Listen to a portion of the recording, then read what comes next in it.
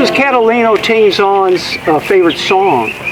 This was written by Woody Guthrie after the Reuben James sunk. The Reuben James was the first U.S. ship in World War II sunk. It was sunk in October of 1941. We weren't even in the war yet. It was working with a British convoy and got in somehow in the crosshairs of a submarine and went down. But anyway, this is one of his songs, and I'll tell you who Catalino Tingzon is in a minute. But I'll sing just a little bit of this. The only reason I'm doing this is I'm trying to learn the song. So bear with me.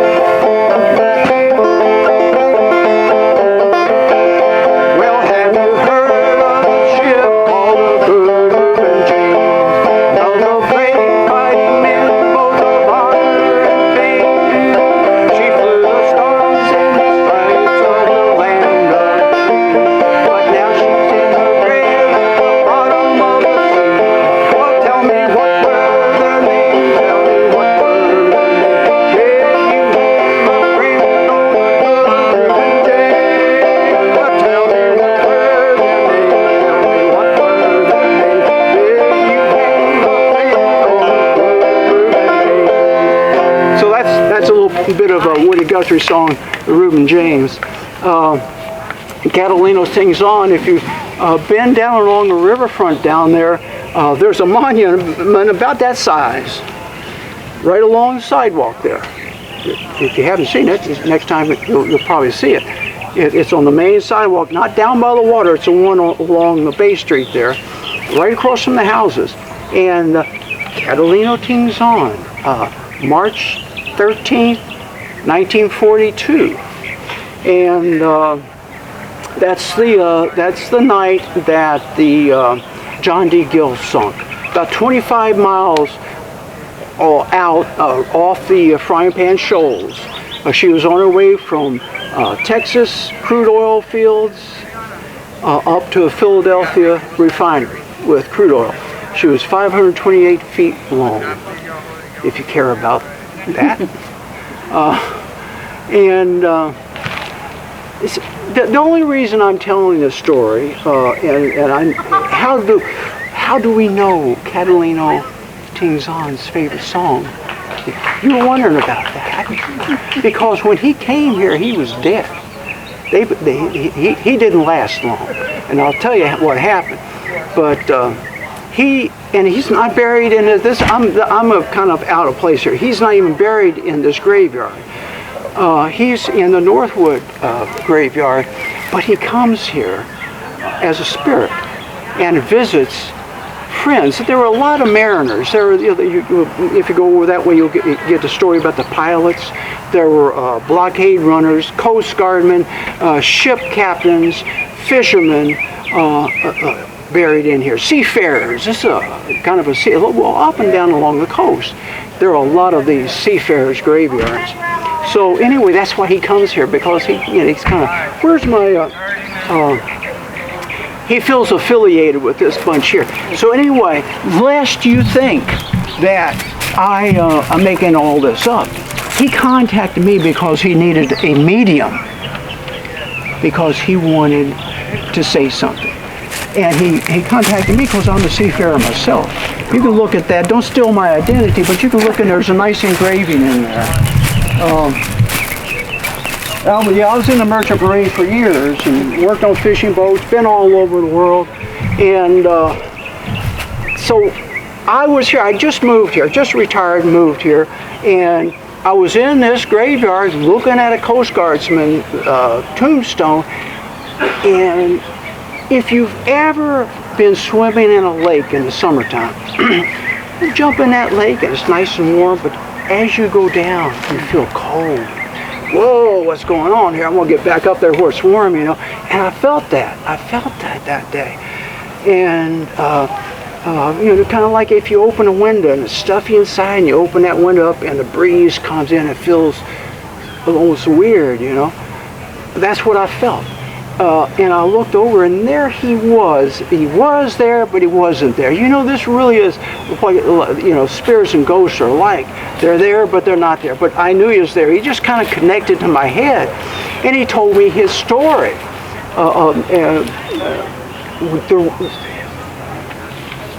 Go back to 1994. This is why he contacted me. He wanted to meet him. You go back to 1994, they had a big to-do here about the John D. Gill. They invited back shipmates. They got funded by the Atlantic Richfield Company, Atlantic Refining Company, which later became Atlantic Richfield.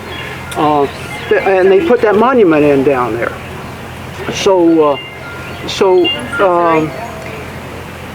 This was 2014 when I met him. It'd been 20 years. So I had to ask him, I said, Catalino, tell me something. It's been 20 years. It was 1994. He said he wanted to thank the city of Southport and the Historical Society for putting that marker in down there.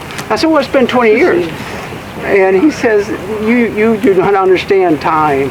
When you die, time stops. Time's only something we made up here just so we can be somewhere on time, you know. Being somewhere on time wouldn't make any sense if we hadn't invented time, right? So that's... I really have gone off on a tangent here, haven't I? Someone needs to volunteer. When I do that, you just raise your hand. That young lady right there, would you mind? Okay. All right, where was I when I started talking about time? Oh, he said to me, there's no time where I am. So I said, well, it's been 20 years. He said, no, it's like an instant and a half. I mean, if you want to think about it. So anyway, so he says to me, you need to thank the Historical Society. You need to thank the city of Southport. So we got to chatting because we're both seafarers. And he told me a story. So anyway, it was March the 13th of 1942 when the John D. Gill was struck right out there, 25 miles out, with a torpedo from U-158, captained by Irwin Roston was his name. And he was going up and down the coast with orders to sink ships. Sink ships. The bigger, the better. And boy, they loved to sink a loaded tanker. Just loved it. And you know, we had just gone into the war, 1942. This is spring of 1942. The Navy and everybody else was worried about the Pacific. That's where we got hit by the Japanese at Pearl Harbor. So, I'm not off track here. This is pertinent? Okay, good. So we had our defenses and all that kind of stuff out here was not even really thought about. They were thinking, what are we going to do in the Pacific? Tingzon told me, he says, you come up on a tanker up along here knowing that there's submarines out there. They knew that they were out there. In fact, they had gone in down at Charleston. They were told by the Coast Guard and the Navy, you go into Charleston and hang for a while because but they finally came back up.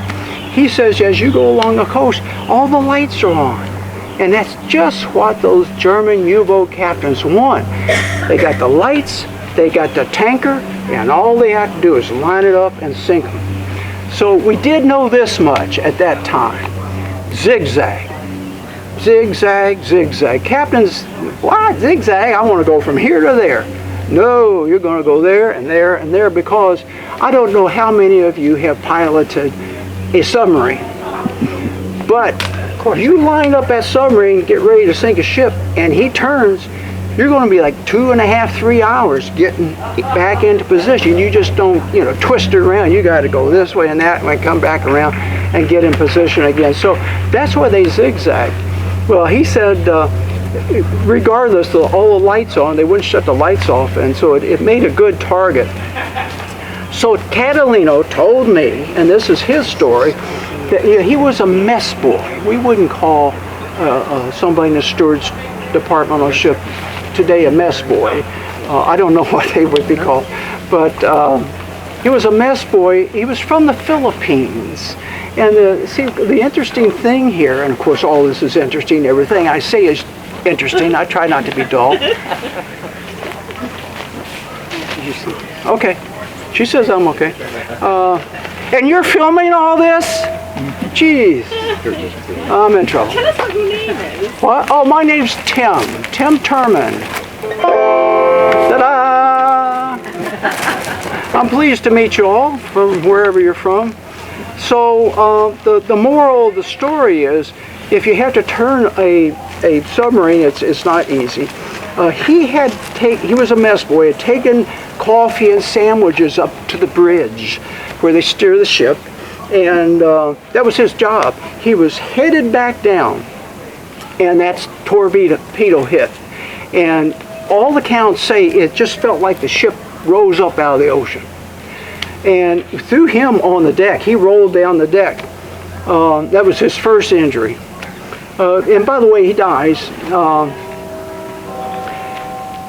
And of course, you all came late. I had to explain that I got to talk to him in his spirit form one time back in 2014. Over on the other side, I was looking at a grave over there, and he appeared. But I can't go back over the whole thing. But this is why I know how he spilled the coffee and fell down and how he died. He told me what happened. Because all that remained of him was his body. When they brought it in, there was a crew of, I think, 49 on that ship. Half of them died. And remember, this is the spring. It's March. The water is ice cold. And when the torpedo hit, it lifted up. Tingzon fell down. What he should have done is try to go and get one of the life boats got away. Two of them fouled. One was damaged in the explosion, and if he'd gone and jumped in that one, they were rescued and didn't get burned. Okay, but he didn't. He went back to his quarters to get something. I can't remember what he said it was. As a religious item. It was either his Bible or a cross, or maybe both. I can't remember. He went and came back up on deck, and that lifeboat was already gone. There were minimal ways of getting off the ship, and he jumped into the water. The ship is going down. The captain had called for abandoned ship, and he jumped overboard at this very moment, and the ship's leaking oil all over the place. Okay. She was loaded with crude from Texas going to Philadelphia. Oil's going all over the place, and he jumps in. At that very moment, one of the sailors took a life ring and tossed it overboard. There must have been someone down there. He tossed it overboard. Well, to this day, if you toss a life ring overboard, there's a thing attached to it. It's a light that bobs up. It's got weight in the bottom. It bobs up and starts flashing. That's in case you go overboard at night. Well, in those days, it wasn't operated the same way we have them today, and it actually made a little spark to ignite a light in there. It's pretty primitive.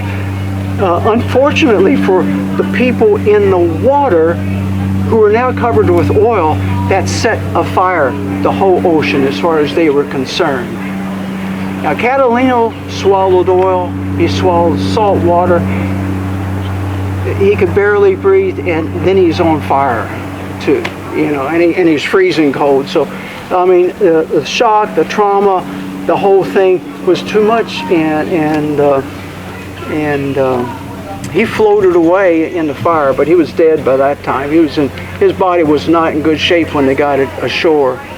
But anyway, about half the crew died. Oh, I didn't get to tell the previous group though. So anyway, that's downtown. If you go down along Howell Street at the riverfront, you'll see a monument about like that. And what's it say? Catalino, Tingzon. But I didn't get to tell the epilogue to the story.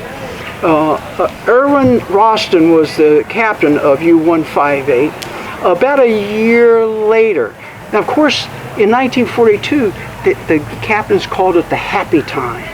We can sink ships and there's no retribution hardly. But by a year later, things were starting to go against the German U-boat campaign. Rostam was down in the Caribbean and had taken on some prisoners from an Italian ship that they sank. That doesn't sound right, does it? Italian ship, because Germany was an ally of Italy. I don't know how that works, but I'm pretty sure it was an Italian ship. They had those prisoners on there from that ship.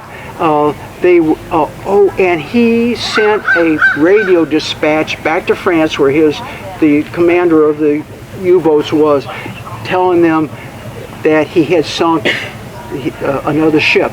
And the only reason he did that, he knew that's all he needed, one more, to get an Iron Cross. And he broke radio silence to let them know that. At that time, our military here had developed this triangulation thing. If you get a signal and I get a signal, we can compare notes and we can pinpoint where that came from. They triangulated that radio message, sent up a airplane with a torpedo on it, or depth charge, I don't remember which, and he came down out of the clouds. And you know, that's how you attack a submarine. If you didn't know that, you like to stay above the clouds until you get right there. They can't see you, and then you just drop down. And they dropped that thing and sunk a U-158 with all hands plus their prisoners down there in the Caribbean. That was the end of Irvin Rostam. He never did get that Iron Cross, did he? Okay.